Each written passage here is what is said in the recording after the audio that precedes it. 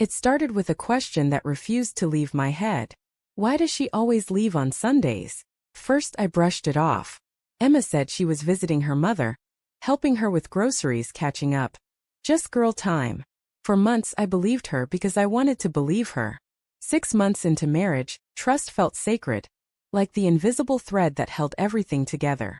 But lately that thread had started to fray. It was the small things, the way she silenced her phone when it buzzed, the sudden perfume she never wore before, the slight pause when I asked about her day. None of it screamed guilt, but together, it whispered something I didn't want to hear. Then one Sunday morning, as she tied her hair into a bun and slipped on her favorite cream sweater, I caught the faintest whiff of his cologne, the same scent her ex, Daniel, used to wear. I remember because once early in our relationship she'd said, "Daniel used to wear this. I always liked how it smelled." That memory hit like a fist. "Going to your mom's again?" I asked, pretending to scroll through my phone. She smiled softly, but her eyes darted away. "Yeah, she's been lonely lately. I won't be long." I nodded, kissed her forehead and watched her leave. But this time, instead of sitting on the couch waiting for her to return, I grabbed my car keys. If she was lying, I needed to see it. Not imagine it. Not doubt it. Know it. The streets were quiet that morning, painted in the pale light of early autumn. I kept my car a few lengths behind hers, heart thundering, palms slick on the steering wheel. She drove toward the older part of town, nowhere near her mother's house. Then she turned into a narrow side street lined with oak trees.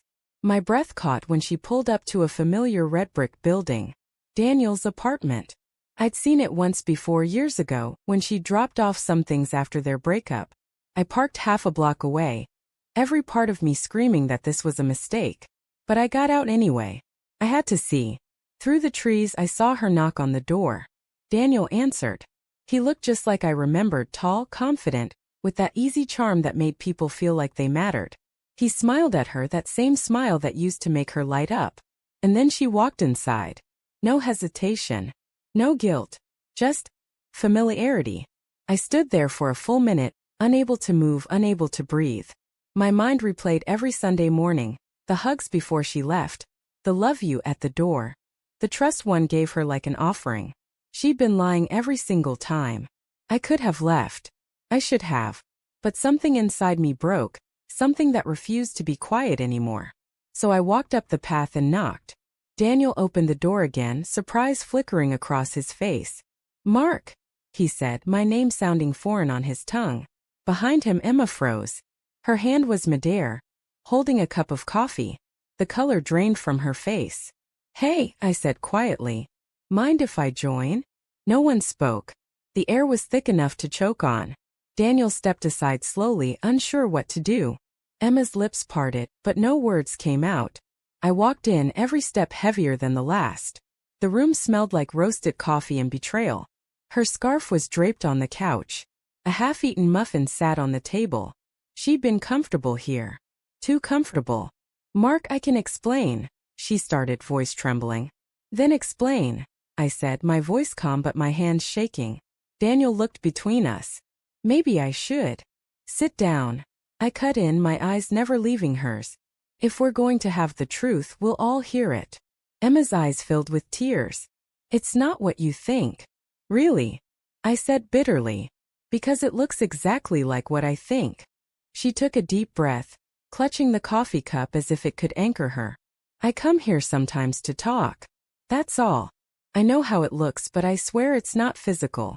Daniel was my best friend before he was my boyfriend.